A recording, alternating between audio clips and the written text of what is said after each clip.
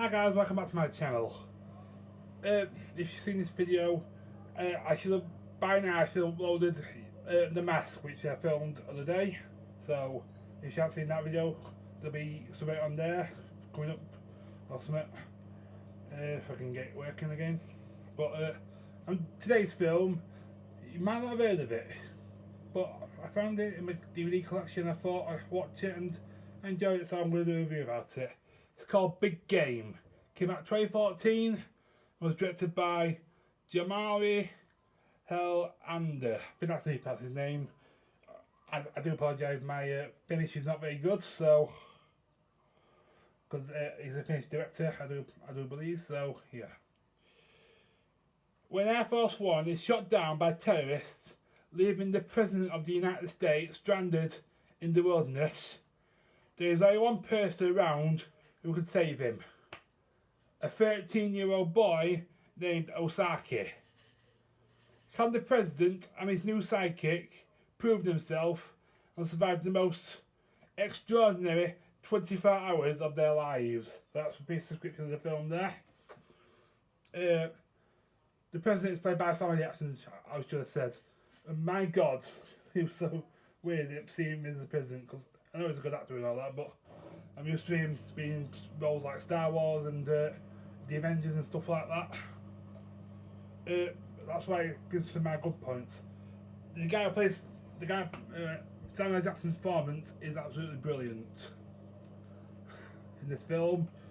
He brings his usual, Samuel Jackson performance in this film, and there's a scene where the pod is, he just gets via the Jackson pod and the Air Force One lands in Finland in the wilderness, and the 13-year-old boy Osaki helps him out, and he obviously helps him out, and Osaki goes, "Where are you from?" And and the guy, Samuel Jackson's character, goes, "Earth." He just, I'm probably saying it wrong, but the little boy thought he was an alien from another planet and stuff like that, and it's hilarious. Another thing about this film I liked is Osaki, the 13-year-old boy, who was on a hunting mission, by the way. He's a hunter in Finland and stuff like that. That's why he's out in the woods basically.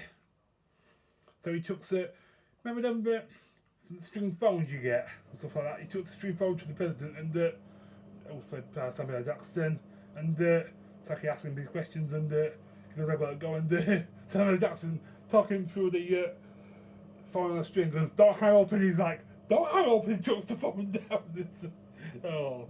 Stuff like that, mate. I'm easily moved by stuff like that. Of course, it's a Samuel Jackson film, so you expect a few swear words, and you're thinking when it's going to happen.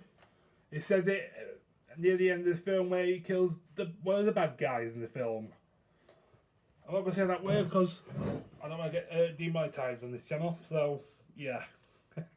But my God, he says the word, yes, especially, yeah. The little boy Osaki, I can't pronounce his name, but what a performance on that 13-year-old,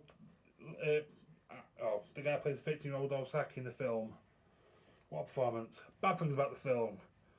It was so obvious when you're watching this film. Spoiler alert, if you haven't seen the film, you should only hear spoilers 2 minutes. Right? To those stayed. It was so obvious that that Morris, who was one of the president's bodyguards, if you want to call it that, was one of the bad guys in the film. It was so obvious because at the start of the film, Morris takes a bullet for the president and stuff like that. So it happens off camera, basically, from what I gather. And Morris is unhappy with the president in charge, basically. So it was so obvious.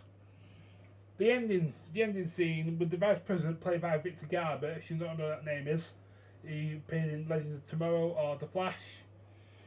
And Fred Herbert, who was one of the CIA operatives, who tries to stop terrorism, basically. It's played by Jim Broadbent. Now, if you heard that name, like me, if you're from the UK, He plays Roy Slater in All Fools and Horses. I like collections like that. Hey, the ending with the Vice President and Fred to kill the President is awful. Why? I think it's a good twist, but it was a bit awful. And Fred kills the Vice President at the end to cover his tracks. That's where the film ends. I didn't like that at all. I didn't like it at all. Comment down below if you've seen this film. Like I say, I'm basing it off watching it a couple of times. Like I say, and it's like I say, it's not one of them well-known Samuel Jackson films, but I liked it. Comment down below. If you've seen the film, did you like it or not? Till then, my name's Ian Beddoes, and I'll see you next time. Peace.